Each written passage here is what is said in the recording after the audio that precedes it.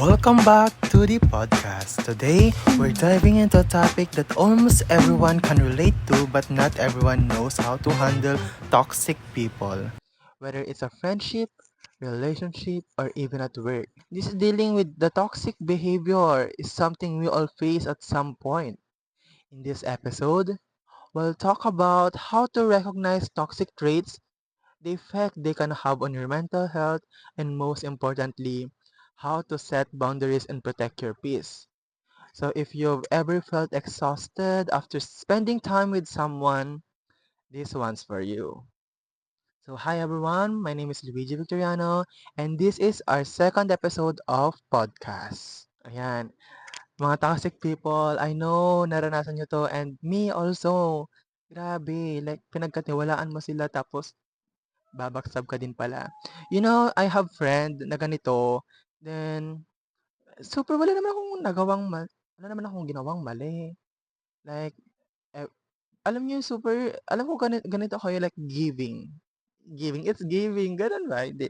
Um, yung ayan, mabait ka naman sa kanya, lahat and all, and after that, yun pala, after may makasama siyang iba, then doon na magsisimula. Napaka-toxic na tapos like kapag suma-success ka, gusto ka niyang i-down. Ayaw niyang nalalamangan ka, 'di ba? Like, hinihila ka niya pababa, pero hindi ka niya mahila because you got the power. You got the power to raise. Wow, gano'n. Hindi gano'n, basta gano'n. Tapos, ayan, 'di ba, like kapag ano, ini-evil eye ka na niya. Naniniwala ba kayo sa evil eye? For me, yes, I think naniniwala ako. Kasi if ano, like ito na, pataas ka na, 'di ba? Pataas ka na, paangat ka na, tapos biglang meron ka palang close friends or moods na ini-evil eye ka na pala. Lahat ng ini-story mo, nakikita niya ang success mo. Ayan, wala na, 'di ba? Na-evil eye ka na. So, ano ba dapat gagawin? I-block, 'di ba? I-block. Kasi blinak ko siya hala, hindi. Sasabihin, ayan, 'di ba? Or i-restrict mo, ganyan, i-mute mo.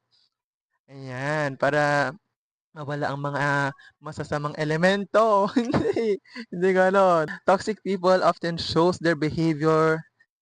Alam mo 'yun yung behavior. Ano ba yung behavior ng mga toxic people? Dami, 'di ba?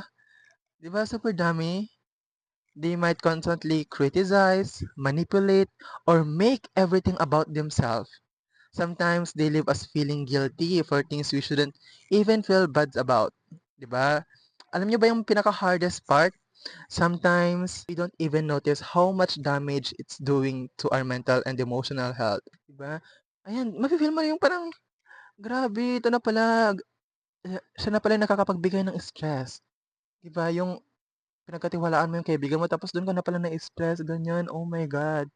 Tapos kaya kaya ako naging independent din ako, guys. Like, bahala na kung iwan man nila ako, but don't give all the trust sa friend mo na yon, okay? If ever sabihin natin na, yes, friend mo matagal na, pero dapat mag-set ka pa din ng boundaries. Ayan. Like, hindi mo pwedeng sabihin lahat-lahat. Kasi sometimes, yung mga secret mo na yon, yun ang gagamitin niya. 'Di ba? Yun ang gagamitin niya to blackmail you. Kaya sometimes, if I have a problem, hindi ko sinasabi because I don't want to bother someone or maging ano, pabigat. Ala, hindi pabigat. Kasi, yung parang iniisip-isip ka niya. So, mas better na maging independent ka din. You need to learn how to be independent person. Ganon. So, ayan. So, ito, kaya inopen ko 'tong topic na 'to kasi may nagsabi na, "What if gawin mong podcast yung mga toxic friend mo?" Hala, hindi gano'n. But this the thing, guys. You have the right to protect your peace. You you don't need to feel guilty for creating boundaries. You don't need to explain why you're distancing yourself. You don't need to keep giving energy to someone who only takes, okay? So, wag mong kapag blinak mo sila, wag kang magi-guilty. 'Di ba? Sino bang nauna? Sinong mali? Sino ba yung toxic? So, dapat silang may guilty, 'di ba? Pero never na guilty ang mga toxic people. Never sila na never sila nagdalawang isip kung nagkamali ba sila. Kasi siyempre, toxic na yan eh, 'di ba? E paglalaban nila pa din yung mali. Hindi nila nakikita yung maling ginagawa nila. So, kahit anong mang ginagawa nila, feeling nila tama. Sila yung tama, 'di ba? Very good ka diyan. May 3 star ka, ganon ang atake niya. Kaya, Huwag kang ma-guilty kung blinak mo man sila or hindi, go. Pero you need to protect your peace of mind, your mental health, your emotional, ganyan. Mental and emotional health, ganon. Ba't magkahiwalay? Diyos ko. So, ayan, life is already challenging enough. Why? Allow someone else negativity to weigh you down.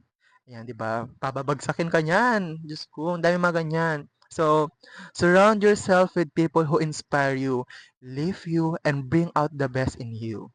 Because you deserve relationship that help you grow, not ones that drain your soul. Ganda ng mga, motivational quotes natin today. Ayan, di ba? Wag nating hayaan, guys. So, mas okay na, di ba? Sinasabi nila, mas okay na you have one friend kaysa sa madaming friends, right?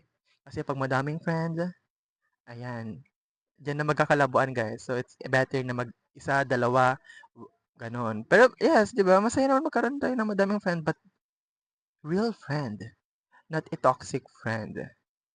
So, kung makikita nyo naman, guys, like, hindi ko din ina-expose lahat ng mga nakakasama ko because they don't deserve exposure. Kasi ayaw ko. And all my social media, no, they don't deserve. Ala, hindi ganun. Ayaw ko. Kaya mas pinipili ko lang kung sino yung story ko, pinipili ko kung sino yung pinapakita ko dito sa mga social media ko. Kasi ayaw ko. Kasi sometimes, feel ko naman, alam mo yung feel mo tinotoxic ka na, kaya kahit kasama mo sila, di ba?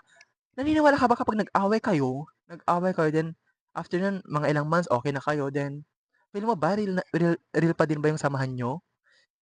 Kasi for me, feeling ko hindi na. Kasi meron akong ganun. Nakaaway ko siya, then nagkabati kami, and after that, parang syempre okay naman. Pero alam mo yung parang meron ng, parang meron ng boundaries. So parang, ay, hindi. Ganun, parang, wait.